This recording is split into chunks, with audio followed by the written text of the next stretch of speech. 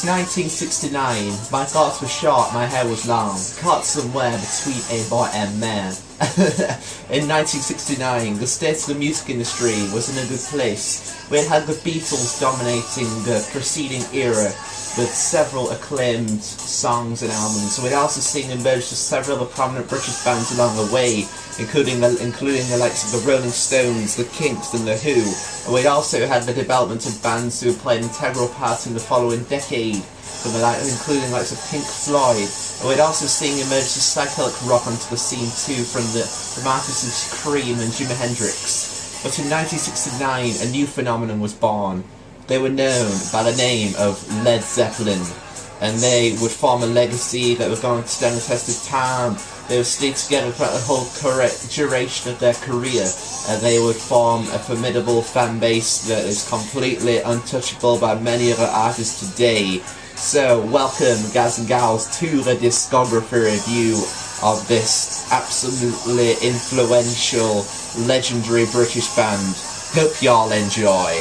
And the only place to start is right at the beginning with Led Zeppelin's debut studio album, eponymously titled Led Zeppelin, guys and gals, which was released in 1969 on Atlantic Records. But before we get into the meat and potatoes of that for y'all, I thought we'd do a little bit of a prehistory to this particular release. Now, before Led Zeppelin formed, their guitar player called Jimmy Page was in a band called the Yardbirds, along with a fellow guitarist called Jeff Beck and some other dudes as well. But Jeff Beck apparently had a bit of a tantrum thing going on in the US when they're on tour, and so it subsequently left, and the rest of the Yardbirds left because they wanted to go in a different direction to what Jimmy Page wanted.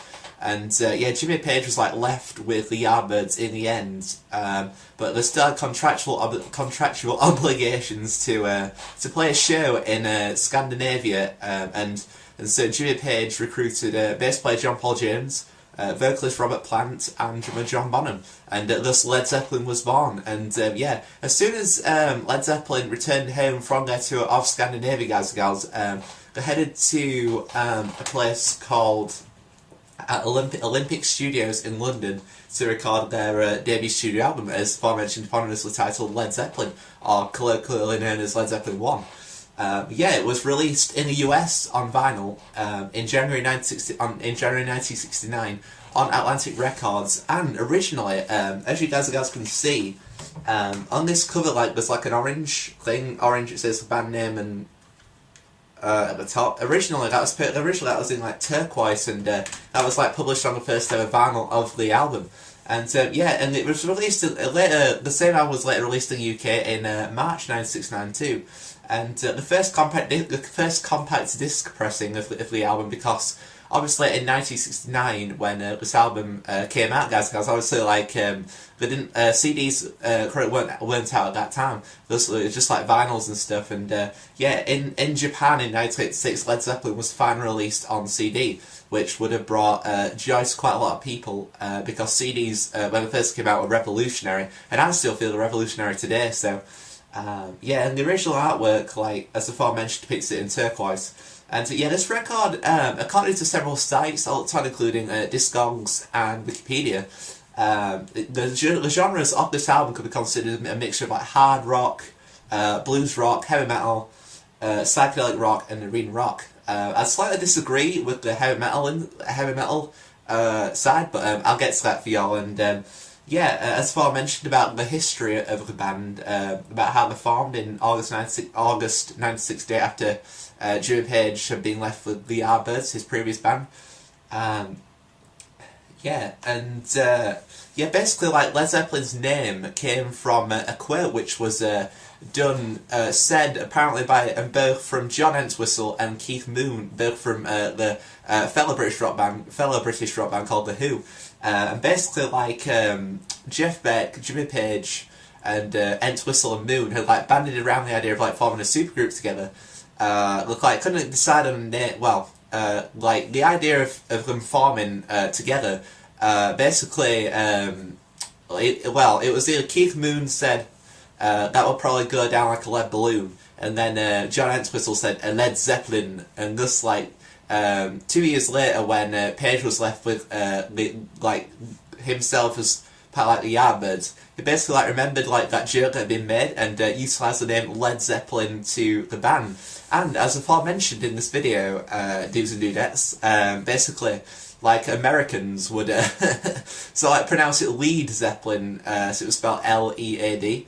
And so like the band sort of had to change their name to LED, Led Zeppelin, so not to confuse the Americans. It's actually another sort of like American flaw, shall I say, later on in their discography, which I'll get to. It's really fun in this one too. So, and yeah, basically, like when initially when the album was released, so it sort of like received negative views, but over time it's become like well known as like a classic Led Zeppelin album. And it was like, which is shown because in 2003, Led Zeppelin the album was ranked number 29 on Rolling Stone's magazine's list of the 500 greatest albums of all time, and it sort of like retained its position on the same list when Rolling Stone redid the list in 2012. So that's quite a really cool accolade for this particular release. And also in 2004, this album was inducted into the Grammy Hall of Fame. Again, quite a fantastic achievement for a band like Led Zeppelin. And yeah, altogether, guys and girls, there's 9 tracks on this release, and it clocks in around the 45-minute mark. So it starts off with Good Times, Bad Times, which actually played the medley, like the opening riff to this song, and I'll actually show it to you guys and girls during this video.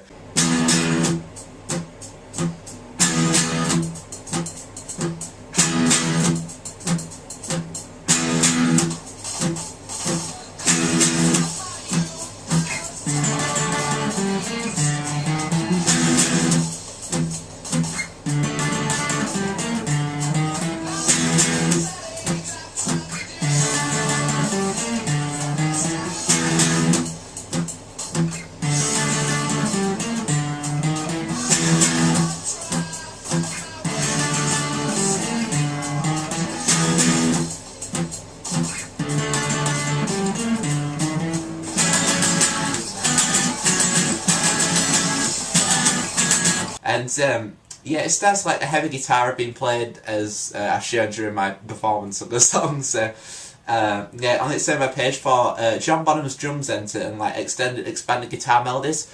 Yeah, sort of add like diversity to the song.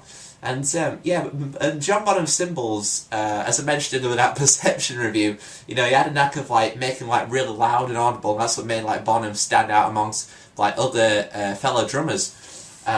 You know, they actually sound louder from the guitars from Jimmy Page in the chorus. Although I wouldn't say that's necessarily a bad thing. Like, a combination of those two drums and guitars do make a chorus of the song really, really cool. And yeah, like guitars like riff in the second chorus like change to sort of add diversity to the song. And the great thing about Good Times, Bad Times is that basically, like, despite it only being like a short song, clocking around like a 3-minute mark, there's like tons of like differentiating changes. You know, especially with like the guitar parts in particular. You know, it just shows like how Led Zeppelin were such like, you know, great musicians to be able to like, you know, continue to with like new melodies to incorporate into the song instead of like just like running on like a repeating riff or something. And but yeah, like it's a fairly simplistic song in comparison to some like the other songs on this album, guys and gals. But you know, it's just a nice little introduction to Led Zeppelin. It doesn't really like give like everything away about their like whole repertoire of sound, but it's certainly a great, you know, way to kick off their career. And I really do like Good Times, Bad Times a lot. It's a certainly, you know, it follows, it's the start of like Led Zeppelin's way of like opening songs with like a song as like a catchy riff, and it's like really accessible, and like, you know, it's something that most people can really enjoy from the start. And then, guys and gals, we get to the song Babe I'm Gonna Leave You, which was originally a cover version of a song which was done by a lady called Jim Baz, who originally did a cover of that song by an artist called Janet Smith, who played the song on a radio show called KPFA in America in 1960 called The Midnight Special, which basically like an acoustic like folk like show, which just sounds really cool. It'd be cool to get something like that over here, that's for sure. So but yeah, like Led Zeppelin took that and basically like made it their own. So it shows like a different side to the band as well, which sort of like, you know, adds to the diversity of the album, because like sonically, like this album is so different, and like, you know, musically it's so diverse, which, you know, is contrast to, you know, a lot of like records and stuff. And so yeah, as I said, it begins with some very like folk oriented guitar from Jimmy Page. Before like Robert Plant's vocals come in, and the sound extended before like the soul guitar and vocal combination returns. And in this song, guys and gals, you get to see like Robert Plant's like, you know, different range of like vocal styles. You know, his standard tone is like really high pitched wailing tone that, you know, was you know, sort of like placed him, you know, as a really unique vocalist. Yeah, there's like, you know, change in melodies for like an echo effects before Plant sings line, "I hear it calling me." And again, like, you know, this song, "Babe, I'm Gonna Leave You," is like an excellent example of you know, this album being diverse and Led Zeppelin like incorporating like lots of different elements to sort of like keep the song fresh and keep listeners like entertained and wanting to find out more. And so yeah, but as aforementioned, guys, like sort of like in this song, we get to see like diversity in terms of like the vocals as well as like the instruments too. You know, which really, you know, adds like an extra layer to the two songs that start the release. And yeah, it's sort of like it's cool because it's sort of like flamenco, sort of like Spanish sound like shown in patches throughout this song, and you know, especially Jimmy Page's chord work in the song is just marvelous. So yeah, the song's certainly not as like accessible as what Good Times Bad Times is, but you know, it's certainly like, you know, I can imagine. I think it's best like listen to this album like a dull day, because you could like really sort of like get into the vibe of like, you know, if you're like either way like looking at the artwork whilst listening to music, and it really just like capture that vibe, I guess. Yeah, it could be different for some of you, but I'm not too sure about that. So, but yeah, like the incorporation of like, you know, the sort of like the flamenco style, you know, guitar and all like the different elements of diversity, including like Robert Plant's vocals and the guitar work from Jimmy Page. You know, it really, you know, like I said, it helps to, you know, keep the album fresh, and, you know, keeps it from like going stale. And basically, like, "Babe, I'm Gonna Leave You" is basically about like the lifestyle like a band, which, you know, it's basically like sums Led Zeppelin up to a T, in a way, I guess. So it's basically like about having to leave like family behind and all your loved ones while you go out on tour, which can be, you know, a really rough experience, because, you know, it's not cool when you're like going out on tour for like months. I know it's really fun like spending time with your bandmates and like playing to like hundreds of thousands of people in the long run. You know, it can be hard to like leave the family and like simple life behind, I guess, and that's like the lyrical themes of "Babe, I'm Gonna Leave You." And I also forgot to mention the lyrical themes of "Good Times Bad Times" as well, like a prune. It's basically about, you know, good times, bad times, basically how like everybody goes through good times and bad times. You know, it's, you know, that's basically it. And so, yeah, they've gone to "You Shook Me," guys, which is track 3. It's actually more like a direct cover song of a Willie Nelson song. You know, this song "You Shook Me" also featured on Jeff Beck's debut studio album, which he did solo. It's called "Truth," released in 1968. And yeah, so like Jeff Beck recruited Rod Stewart to perform vocals on that song for his album. Whereas like Led Zeppelin got Robert Plant in, and in my opinion, Robert Plant, you know, just absolutely blew Rod Stewart out of the water. So, you know, this is also an example of the band being diverse, because there's like some use of like mouth organ from or harmonica from Robert Plant as well. You know, it's really, you know, adds to like you know, make the album like, you know, certainly unique and different sound like sonically.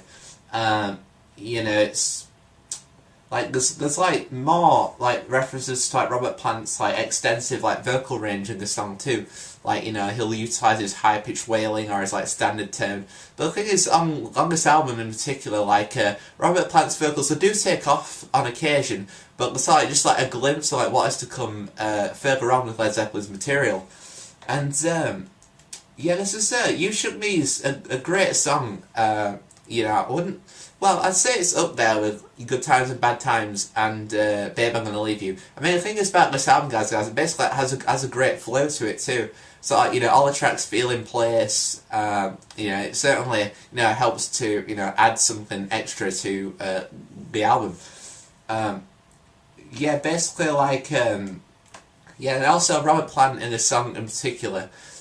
You know, with his vocal range, like he'll also like use like extended like harmonies, sort of like on the end of like lines, like basically like this line like "You Shook Me All Night Long," not the AC/DC song, Basically, I say it's like long, like, you know, it lasts for quite a while, and again, like, as diversity to the release, because like that had not been something that had been like really explored on this release, like, I mean, like, I wouldn't say You Shook Me is the best song out of the opening three.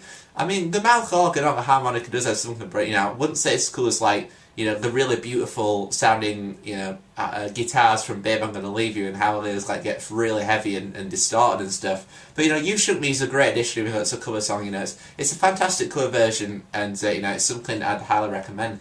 And then guys get to Dazed and Confused, where the album really, you know, takes it a turn for the better, in my opinion. And it starts off with some like pitch harmonics, basically where you play.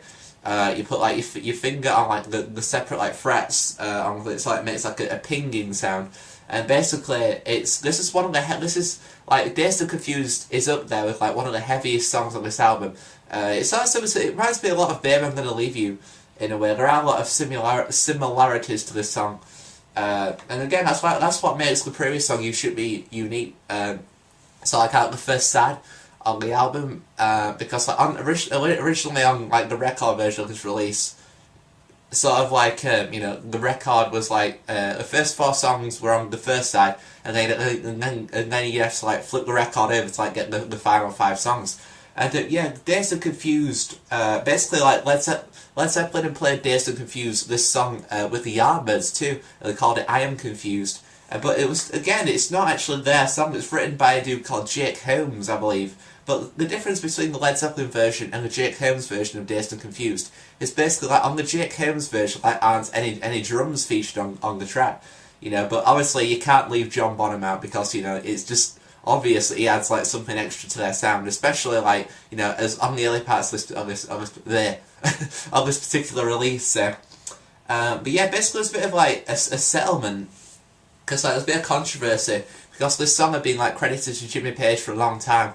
But then Jake Holmes sort of came along, and yeah, it's like it put like a lawsuit against Jimmy Page for like crediting himself for the creation of that song. Because on this album as well, guys, there are a lot of instances where sort of like Led Zeppelin like don't credit, you know, artists that like they've taken like little bits of lyrics from, or, you know, riffs from, you know, and unfortunately that led to this lawsuit, where it was like settled in January 2012, but out of court. So you know, I think there's been something in the future that says like this song like credited Jimmy Page and Jake Holmes or something.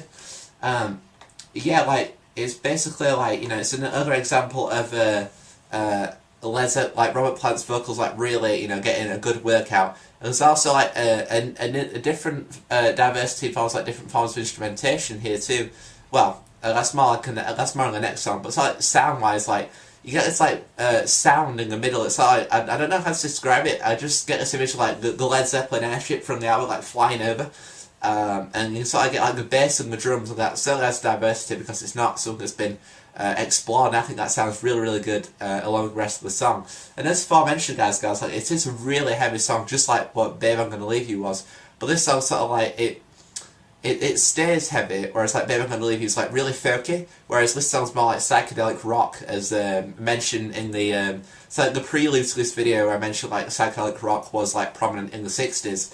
And yeah, basically like you know, it's, you know, like I said, there's plenty of elements of new diversity on the song. And it's basically like the song's like a love song lyrically, so like the subject matter of like lyrics. But it's like a love song in the sense like it's like a lady who has to like decide whether she like wants to stay with like a partner or not. You know, that's what Jake Holmes wrote the song about, and Led Zeppelin obviously took that lyrical matter and made it into a very unique and very sort of heavy blues rock sounding cover. So, although I do really like the Jake Holmes version, it does sound cool. So, and then guys, you get to Your Time Is Gonna Come, which is probably my favourite song on this album. And it's really cool as well because Slash, the guitar player from Guns N' Roses' Velvet Revolver, Slash's Snake Pit, and his solo stuff, for instance, it said like this is like Slash's favourite Led Zeppelin song. And it opens with some organ from bass player John Paul Jones, which again adds diversity to the album because you know that particular musical side had not really you know been explored so far, and that's where like the different forms of instrumentation come in too, because like, you know, an organ and not been explored thus far on this release. And then we get like some like drums from John Bonham which really stand out, and we get some like a really nice like because this song's actually performed. Jimmy Page actually performed this whilst playing like an out of tune like Fender 10-string or 12-string steel guitar or something. It apparently it's out of tune, but you know it sounds great alongside the drums, and you know I really like it like the drums or the bass, like a nice folky guitar, so like play it alongside it. It just sounds awesome. And that's actually like the bit that opens the introduction to this video as well, guys and girls, if you didn't know. So, and then like Plant's vocals, you know, really it utilises standard register more on this song. There's also like some like gang vocals as well in this song with like dual harmonies together, and you know, and again that really adds like diversity to the release. And yeah, there's also examples of multi-layered guitar parts on this song too. Which is a prominent feature of like most Led Zeppelin songs. So, you know, I wouldn't say the songs as necessarily as like diverse as like say what Dazed and Confused was, or Babe I'm Gonna Leave You, for instance. But you know, it's a really good song. Like again, it's longer than Good Times Bad Times, but it's got that more like accessible edge to it. And you know, like I said, I absolutely love this song, guys and gals. So, and this actually part where like the album sort of like it like the length of the songs aren't as long. Like you get like Babe I'm Gonna Leave You, Dazed Confused, both eclipse like the 6-minute mark, and You Shook Me too. And basically like you know this from the album is sort of like the 4-minute mark's the limit until like it gets like the last song.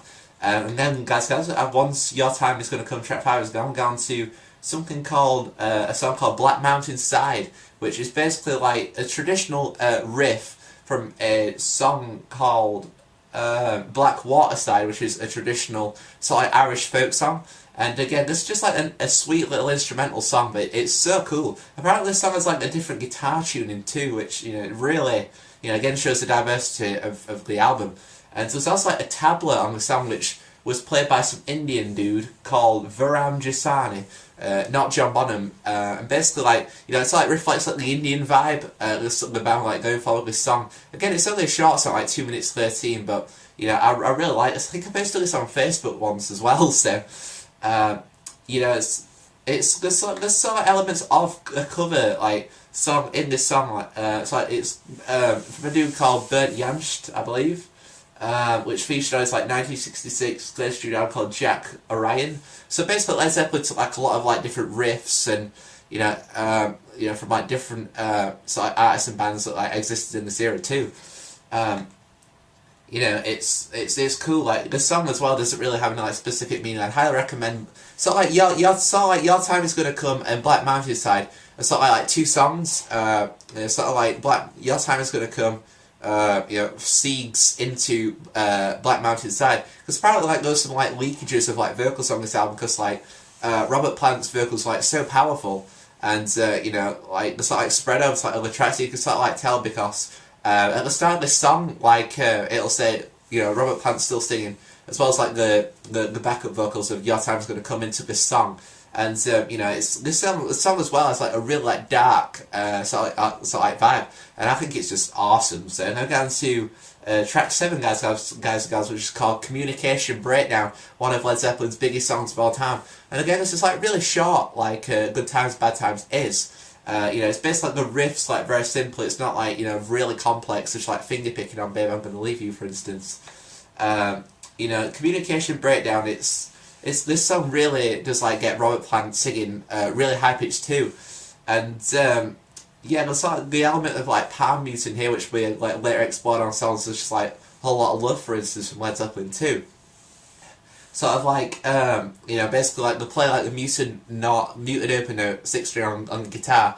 They play some like a D and A and a D chord, and it's a fairly simplistic riff, but you know, it's definitely one of the fastest songs on this album, just like Good Times Bad Times, and you get like a really sweet solo at the end. You know, Jimmy Page is regarded as not really great like solo guitar players going to come up with solos, but you know, I think this song Communication Breakdown, it fits well with the album. And you know, it's alright. I think it's really cool. So And then guys get to I Can't Quit You Baby, which, you know, I think track 8, I Can't Quit You Baby, is sort of like, it's like the weak song on the album. It's very reminiscent to You Shook Me. It's actually another Willie Dixon cover song. But, you know, I don't feel this, like, really, it just continues like the blues vibe, like Led Zeppelin did, because, like, took a lot of influences from, like, fellow blues artists with songs on this release. And, yeah, basically, like, I don't feel it really, you know, it's sort of like, you're coming towards the end of the album, it's sort of like, it's a bit, like, you know, it's not really diverse, you know, it's Robert Plant's vocals, like, are fairly, like, quiet and distant at times. And, yeah, just, you know, it's sort of like the prelude song to the final song, which is called How Many More Times, Guys and Girls, which is the final song on the album. And it's in this song, How Many More Times, where it's like you get like that first vibe of like the Led Zeppelin main sound, so to speak, because Jimmy Page like plays like a really cool riff. So it sounds like Stuck in My Explorer songs like Black Dog, for instance, from their Untitled 4th studio album. You know, as that like trumpety sort of guitar sound that I call it. So it's actually an original piece of music, but it's co-created to an artist called Howlin' Wolf, who was again like a fellow blues artist who was around in the 60s. But yeah, there's also an example of like a bit of like stealing of riffs, another example like stealing of riffs here. Because like there's a section of the song that sounds very reminiscent to the song Beck's Bolero from, again, like Jeff Beck's album Truth. And so they're sort of in the middle of the song. I mean, the song's like incredibly diverse, like, you know, it has like loads of different parts. It's sort of like jammy in the middle, like it's like you know, the band just like you know, playing and like developing rhythms from that, a bit like the song The Outlaw Torn by Metallica, for instance. You know, it's the longest song on the album, clocking in over 8 minutes in length. And there's also, like, you know, as aforementioned, like, examples of, like, other songs being thrown in there. Like this, you get Beck's Bolero and also a song called The Hunter, which has been also covered by a band called Danzig, too. And, yeah, The Hunter was originally recorded by an instrumental R&B funk band called Booker T and the MGs. You know, the song's really, really cool. You know, I like it a lot. Like, you know, it's got tons of, like, elements of, like, diversity, like, different, like, guitar parts in there, like Robert Plant's vocals, you know, really, like, you know, get a good workout as well. It's like all the elements that Led Zeppelin has sort of been exploring on this album, sort of like culminating in this final song called How Many More Times. There's also like lyrics in there that the band actually stole from The Who, because Robert Plant, I think, because Robert Plant did some studio work with the Kinks, another influential British band from the 60s, for their song All Day and All the Night, which is just awesome. Yeah, there's a song like by The Who called Rosie, Won't You Please Come Home? And basically Robert Plant like quoted some lyrics from that song, and so I put it into the song How Many More Times. And basically, like, you know, it's basically like shows like the jammy sort of, like, you know, not quite sure like which direction the song's going. So the song's like sort of like not really structured in that, you know, it's sort of like it places more emphasis on like improvisation. And so yeah, it's certainly a great way to end the album. It sort of like gives fans like a glimpse of, you know, just like all the different elements of like you know, Led Zeppelin makes, sort of like cyclical or cyclical in a way. So I get Good Times, Bad Times just shows a little bit of Led Zeppelin, whereas you get How Many More Times shows like all like the parts of Led Zeppelin. And yeah, that's what makes Led Zeppelin by Led Zeppelin and Led Zeppelin, guys and girls. So, and overall I'd say like it's a fantastic debut effort from one of, if not the British most influential rock band.